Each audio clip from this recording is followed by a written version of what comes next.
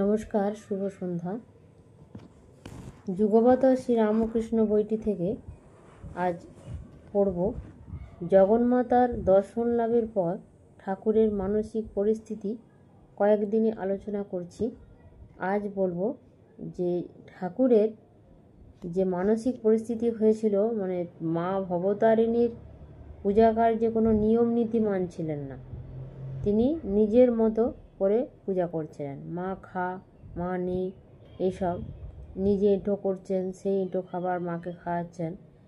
এটা কিন্তু অনেকের কাছেই খুব খারাপ লাগছিল, যার জন্য যারা সেবাদি কার্যে নিযুক্ত ছিলেন মা ভবতারিণীর কাছে, তারা মথুরবাবুর নিকট পেশ করলেন এই ব্যাপার। তখন মথুরবাবু বললেন যে ঠাকুরের পূজা কার্যে যেন কোনো বাধা নিষেধ না দেয়া হয়, তিনি এসে ঠিকঠাক করবেন। ঠাকুর পূজা ঘরে পূজা করছেন। তারপর মথুরবাবু একদিন এলেন এবং পর্যবেক্ষণ করলেন। তখন তিনি বুঝলেন যে এটা এক ঐকান্তিক প্রেম ভক্তি।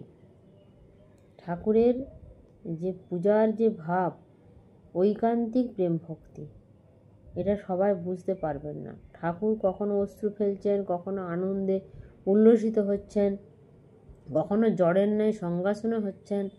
তাহলে দেখে তিনি বিস্মিত, মুগ্ধ এবং আনন্দিত চিত্তে অনুভব করতে লাগলেন যে শ্রী মায়ের যে মন্দির, সেখানে মা জমজম করছেন। তাতে বিশ্বাস হলো ঠাকুর জগন্মাতার কৃপা লাভে ধন্য হয়েছেন। তারপর তিনি সজল নয়নে দেবীকে ও তার অপূর্ব পূজককে দূর হতে বারবার প্রণাম করতে লাগলেন। এতদিন পরে দেবী প্রতিষ্ঠা সার্থক হলো। জগন্মাতা সত্য সত্য এখানে আবির্ভূত হয়েছেন।